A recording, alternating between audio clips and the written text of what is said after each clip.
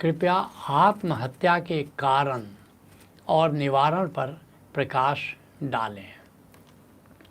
बहुत समीचीन प्रश्न है, क्योंकि आजकल तुम देख रहे हो मुंबई में भी और विश्व में भी अभी अगस्त में जापान में केवल अकेले अगस्त में 1900 लोगों ने सुसाइड किया और वहाँ करीब समझो कि 12 करोड़ 12.5 करोड़ की आबादी है और उसमें से 4 जो उच्च कोटि के सिने अभिनेता थे, प्रथम कैटेगरी के जो हीरो थे और हीरोइन, उन लोगों ने आत्महत्या कर लिया। तो पूरे विश्व की ये समस्या है। बल्कि जैसे अपना भारत देश है, भारत में प्रति वर्ष करीब 1% लोग सुसाइड कर लेते हैं। 2018 में 1,34,000 लोगों ने सुसाइड कर लिया। तो बल्कि भारत से ज़्यादा यहाँ तो करीब 1% करते हैं। जापान में 1.5% लोग सुसाइड प्रति वर्ष करते हैं। तो ये सचमुच एक विचारणीय समस्या है जिसके विषय में तुमने पूछा है।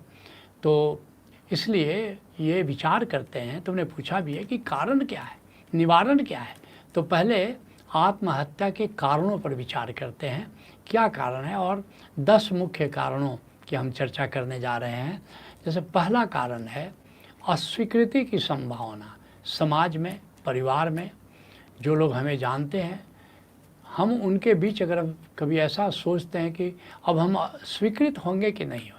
एक अमेरिकी ने किताब लिखी है, तो जो नियर डेथ एक्सपीरियंसेस, NDE कहते हैं, जो लोग, जिन लोगों ने आत्महत्या की और आत्महत्या करने के बाद बच गए किसी तरह, तो उसका उसने इंटरव्यू लिया। ऐसे सैकड़ों लोगों का इंटरव्यू लिया और लेने के बाद एक किताब लिखी और इस कंक्लूजन पर उसने वो पहुंचा कि जितने लोगों ने सुसाइड किया था उसमें से अधिकतर लोगों ने ये कहा कि ऐसा लगा कि अब हम समाज में समादृत नहीं होंगे, अब हम समाज में स्वीकृत नहीं होंगे। तो अस्वीकृति के भय से, सामाजिक या पारिवारिक अस्वीकृति के भय से उन्होंने सुसाइड किया। ये मुख्य कारण है आत्महत्या का। जैसे तुम बच्चों को कहते हो कि देखो बेटा फर्स्ट डिवीज़न करना, मेडिकल परीक्षा में ज़रूर पास करना, इस पर तुम्हारा कैरियर निर्भर है। अब वो फेल कर गया, अब वो सोचता है कि अब हम तो फेल कर गए, क्या मेरा परिवार मुझे स्वीकृत करेगा। और ऐसी बहुत सारी बातें हैं कि जब वो आजकल स्टूडेंट्स इतने आत्महत्या कर रहे हैं क्योंकि वो सोचते हैं कि अगर मैं फेल कर गया अपने उद्देश्य में तो मुझे मेरा परिवार, मेरा समाज स्वीकार नहीं करेगा, और फिर आत्महत्या की भूमिका बन जाती है। दूसरा, जैसा मैं अभी कहता, असफलता।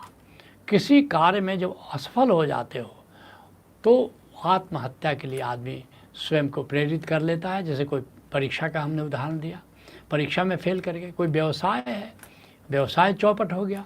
कोई इंटरव्यू देने गए थे, इंटरव्यू में पास नहीं हुए, या फिर नौकरी नहीं मिली, कहीं नौकरी पाने में तुम असफल हो गए, या कोई प्रेम संबंध है, ये भी आत्महत्या का बहुत बड़ा कारण है। प्रेम संबंध में तुम फेल कर गए और फिर तुम आत्महत्या कर लेते हो। तो दूसरा, ये जो असफलता है ये भी आत्महत्या की भूमिका निर्मित करती है। जो तीसरा मुख्य कारण है वो है अपयश, प्रतिष्ठा की हानि। अगर अपयश मिल गया, बदनामी मिल गई, तो इस बदनामी से भी बहुत लोग आत्महत्या कर लेते हैं। जैसे चरित्र हनन हो गया, या तुम सोचते हो कि इतना बड़ा अपयश लेकर के, इतना बड़ा अपयश का बोझ लेकर के हम कैसे जी सकते हैं, हमारे बारे में लोग क्या सोचेंगे, और ऐसे लोग भी आत्महत्या कर लेते हैं। और फिर जो चौथा कारण है वो है अकेलापन।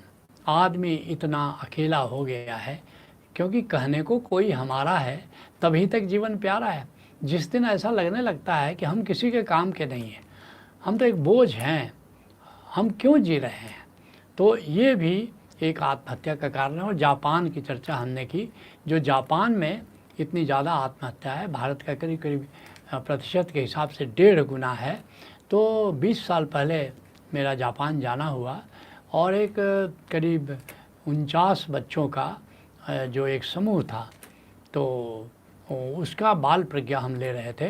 तो पूछा बच्चों से कि अपना बैकग्राउंड बताओ, तो मुझे जानकर आश्चर्य हुआ कि उन 49 बच्चों में एक भी बच्चा ऐसा नहीं था कि ओरिजिनल माँ बाप के साथ रहता था। अगर माँ ओरिजिनल थी तो बाप कोई और हो गया था, क्योंकि माँ ने तलाक दे करके पहले पति को दूसरी शादी कर ली, और अगर बाप ओरिजिनल था तो माँ बदल गई थी। तो उस स्थिति में वो सब बिल्कुल, जिसको कहते हैं कि वो बच्चे इतने निराश थे और उनको लगता था कि आज जो है कल पिता वो तो है नहीं। तो इतना अकेलापन, और पेरेंट्स से इतने चिढ़े हुए वो सब बच्चे थे कि मैं सुन करके हैरान रह गया। और मुझे ऐसा लगा कि अगर आर्थिक विकास का अर्थ ये जापान जैसा अकेलापन है, अपनापन, अपनों से दूर हो जाने का खतरा है, तो हमें भारत में सोचना चाहिए कि वास्तव में हमको समृद्ध होना भी है कि नहीं होना है। तो ये बात बहुत महत्वपूर्ण है कि ये अकेलापन हमें आत्महत्या के लिए प्रेरित कर देता है। एक गीत तुमने सुना होगा, इस भरी दुनिया में कोई भी हमारा ना हुआ। तो ये एहसास आत्महत्या की भूमिका निर्मित करता है। जो पांचवा मुख्य कारण है वो है प्रकृति से दूरी। प्रकृति से दूरी कि आजकल लोग शहरों में रहते हैं, चारों तरफ मकान ही मकान है, सीमेंट की खेती जैसे हो रही है, और प्रकृति से घनी बस्तियों में लोग रहे, झुग्गी झोपड़ियों में रह रहे हैं लोग।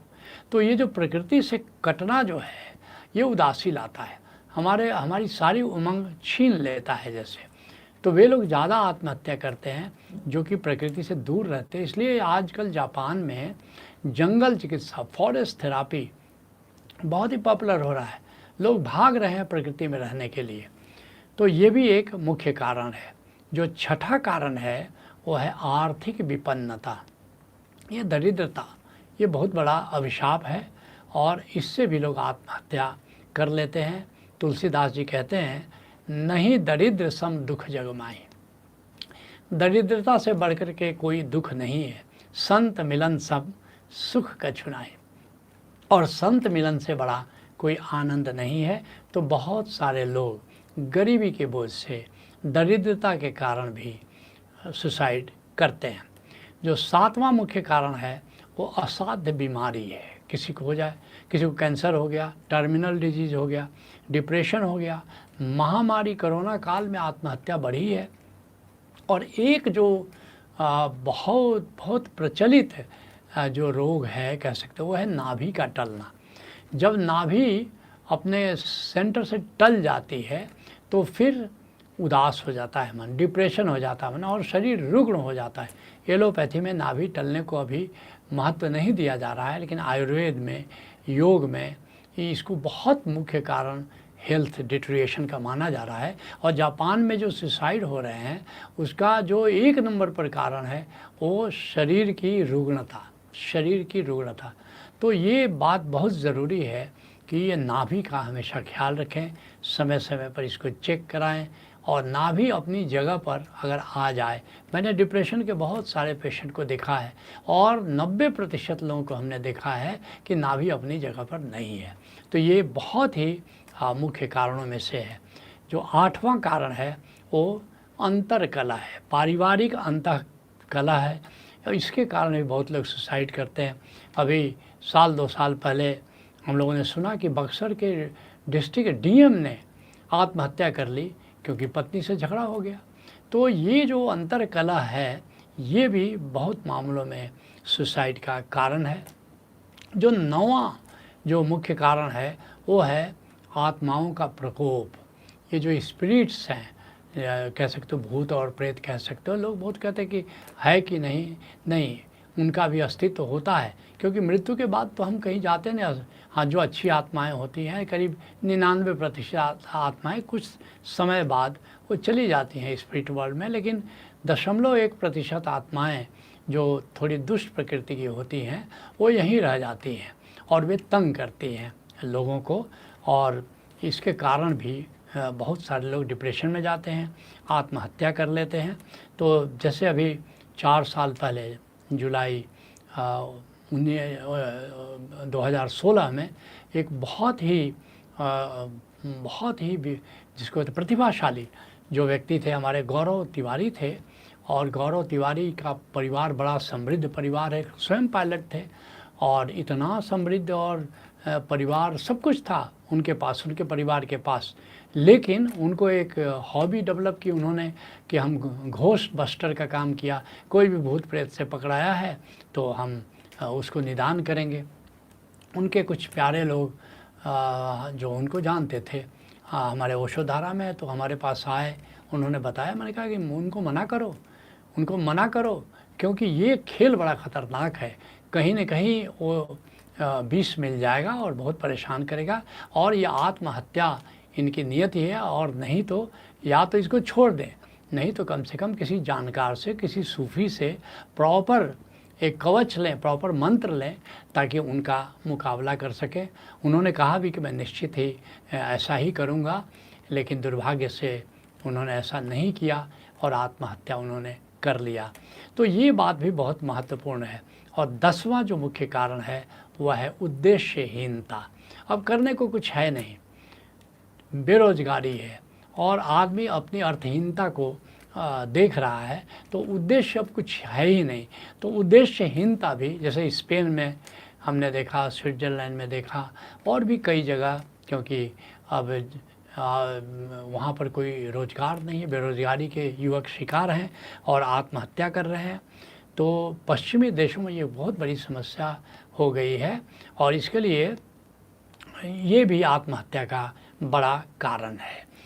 तो अब ये 10 मुख्य कारण जानने के बाद आओ अब निवारण का विचार करते हैं। वो जो पूछा है कि अब निवारण क्या है इसका, तो 10 मुख्य जो निवारण है, अब उसकी बात हम करेंगे कि आत्महत्या से हम कैसे बचें। जो पहला उपाय है वो है कि आत्महत्या हम नहीं करें, इसके लिए प्रतिरोधक उपाय करें, प्रोफिलैक्टिक कुछ लें। जैसे मैंने कहा नाभि टलना, तो नाभि को सेटिंग कराओ। जो कई प्रकार से सेटिंग हो सकती है, उसको जानकार है, योगा में जानकार होते हैं, ऑस्टियोपैथ्स होते हैं, न्यूरोपैथ्स होते हैं, और होम्योपैथी में भी ये है। लेकिन होम्योपैथी में आत्महत्या से बचने के लिए बड़ी अच्छी दवाएं हैं। ऑरम मेटालिकम 200, अगर किसी को देखो आत्महत्या की प्रवृत्ति है तो ऑरम मेटालिकम 200 प्रतिदिन उसको दो, करीब 3-4 महीने तक खिलाओ, वो आत्महत्या से के विचार से वो मुक्त हो जाता है। इस तरह आयुर्वेदिक मसाज है, वो बहुत ही रिलैक्स कर देता है, तनाव से मुक्त कर देता है। एलोपैथी में भी कुछ उपाय है। तो निश्चित रूप से इस तरह हम मेडिसिन के औषध का भी हम मदद ले सकते हैं। तो दूसरा जो उपाय है वो, जैसा मैंने पहले भी कहा, प्रकृति में से जुड़े रहो, कनेक्ट विद द नेचर। जैसे ओशोधारा में कार्यक्रम बने हुए हैं, इसके लिए उमंग प्रज्ञा है, प्रकृति चिकित्सा है, जंगल चिकित्सा है। इसको मैंने कहा कि जापान में जंगल चिकित्सा आजकल बहुत ही लोकप्रिय हो रहा है। तीसरा जो उपाय है वो है, कृष्ण कहते हैं गीता में, सम्यक आहार विहार करो। आहार जरा संतुलित करो, स्वस्थ रहो, और विहार, थोड़ा विश्राम करो, तनाव मत लो, थोड़ा मनोरंजन करो, पर्याप्त मनोरंजन हो। जैसे विदेशियों को देखा, वीकेंड्स में समुद्र के किनारे चले जाते हैं, पिकनिक मनाने चले जाते हैं, और हम लोग क्या करते हैं, वीकेंड्स में घर पर आराम करते हैं। नहीं, थोड़ा जाओ बाहर, घूमो फिरो, तो ये बहुत ज़रूरी है। और फिर चौथा जो उपाय है वो, थोड़ा योग करो, एक्टिव रहो, व्यायाम करो, प्राणायाम करो, चक्रमण करो, जरा तैराकी करो, जरा खेल कूद में भाग लो, एक्टिव रखो अपने आप को, और फिर देखोगे कि आत्महत्या की प्रेरणा नहीं होती, आत्महत्या की प्रवृत्ति नहीं होती है। और फिर जो छठा उपाय है वो तुम्हारे जीवन का एक उद्देश्य होना चाहिए। एक शॉर्ट टर्म उद्देश्य होता है, एक लॉन्ग टर्म उद्देश्य होता है। तो शॉर्ट टर्म तो हुआ, तो उद्देश्य आया, तुमने पूरा कर दिया, फिर नया उद्देश्य पूरा हो गया। एक लॉन्ग टर्म ऐसा उद्देश्य होना चाहिए कि जैसे कभी पूरा नहीं हो। सांस सांस सुमिरे गोविंद, हर सांस में सिमरन करेंगे। ये निश्चित है कभी पूरा होने वाला नहीं है, लेकिन एक ऐसा उद्देश्य है, एक ऐसी बड़ी चुनौती में लग रहा हो, तो जो सांस सांस सुमिरे गोविंद की का उद्देश्य रखेगा, क्या कभी वो आत्महत्या की सोच सकता है? वो नहीं सोच सकता।